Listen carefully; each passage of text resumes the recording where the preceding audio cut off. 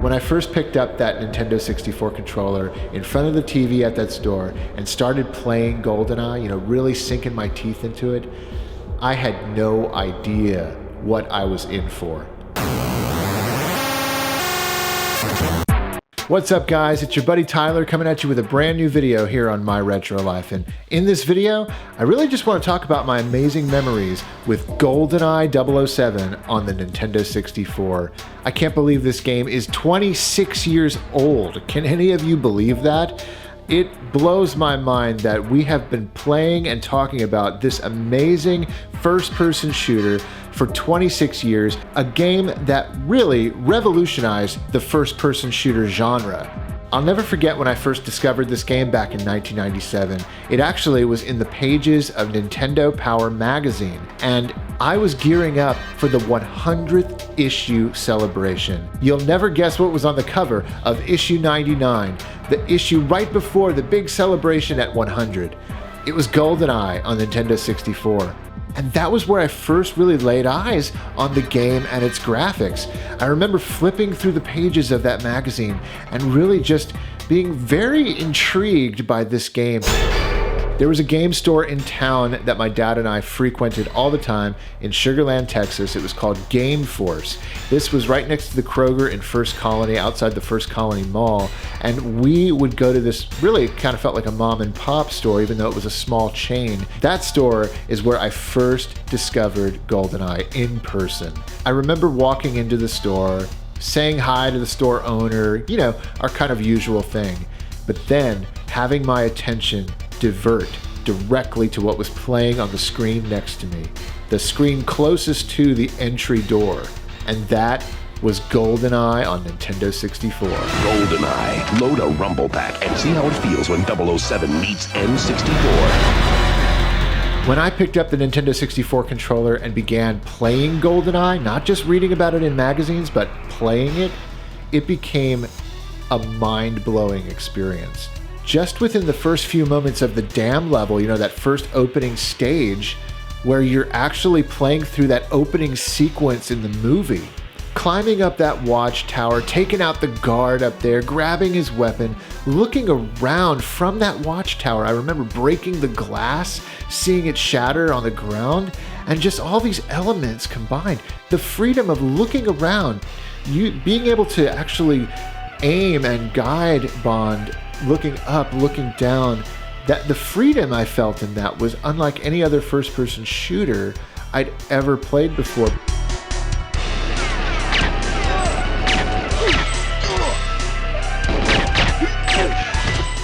We were still kind of coming off the early days of first-person shooters with games like Wolfenstein 3D and Doom, which helped invent the genre, but really, this was the first-person shooter I'd ever played that made full use of polygons. The entire environment, all the different characters, the guns, it was just wild to look at.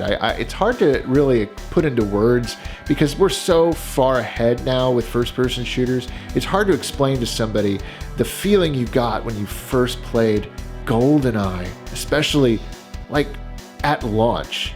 Just mind-blowing. The closest thing I could say, it was maybe Quake. Quake was probably the most evolved first-person shooter we had up until that point. But this felt different. This was like a console-only first-person shooter that not only was as good as the games that we were playing on the most high-powered PCs, it was actually better and pushed the envelope.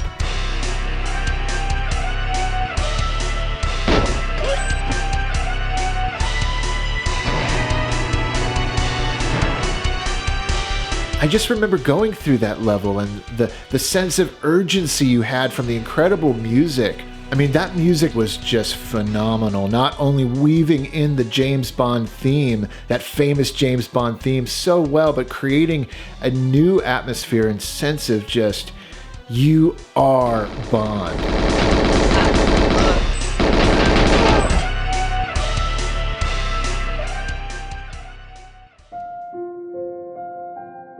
I can really recall as I'm playing through the stage and just taking it all in, glancing over at my dad and just thinking to myself, are you watching this? Are you seeing what I'm seeing? This is incredible. And he was probably having a conversation with the store owner. And I remember the two of them talking as I'm playing Goldeneye for the first time. And all I'm thinking in my mind is, when can we take this home? It really wasn't long before Dad really started paying attention to what I was doing, what I was playing. And he is now watching me play, watching me get to the end of that level where you jump off the dam and it's just like it is in Goldeneye the movie. And I think we probably both looked at each other and we're just marveling at what we're seeing. And he turned to the store clerk and he said, okay, we're gonna take this one home.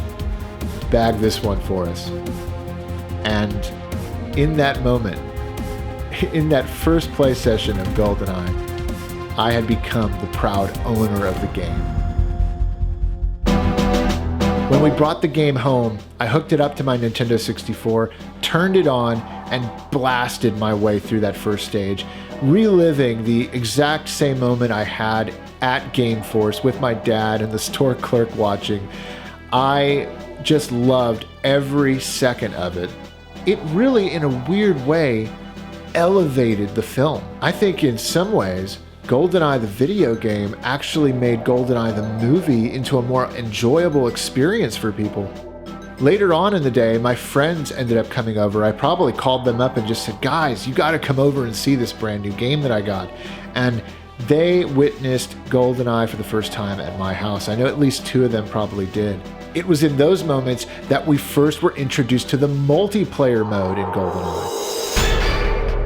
We spent so much time playing Goldeneye multiplayer, probably more so than we ever spent in the single player mode. One of the things that we would do with Goldeneye on Nintendo 64 was we would actually bring my cartridge over to my friend's house and we would play it over there, but then we would trade off. The next day, we would bring it over to Andy's house and play on his Nintendo 64. And then it went back to my house, and so on and so forth. This game made its way around all of my friends' houses. Everybody bought multiple controllers in this instance to accommodate us playing this game. Systems were sold, controllers were bought. My friends bought the game itself to have on their own for their Nintendo 64. I mean, this was one of the top games on the system. And really, guys, if you owned a Nintendo 64 back in the day, sure, you had Mario 64, you had your Star Fox 64, Zelda, the Ocarina of Time, but amongst those top favorites and amongst those games in your collection usually sat Goldeneye. When The World Is Not Enough came out a few years later on the Nintendo 64, based on another Pierce Brosnan James Bond movie, I can remember being sorely disappointed that it wasn't Goldeneye. It was a different developer. Rare had went on to make the incredible Perfect Dark for the Nintendo 64, and it just wasn't the same without that amazing team that made this game Goldeneye, this magical lightning in a bottle kind of game and moment in time in video game history. And I'm so happy and I'm just so amazed that I was there to live through it all.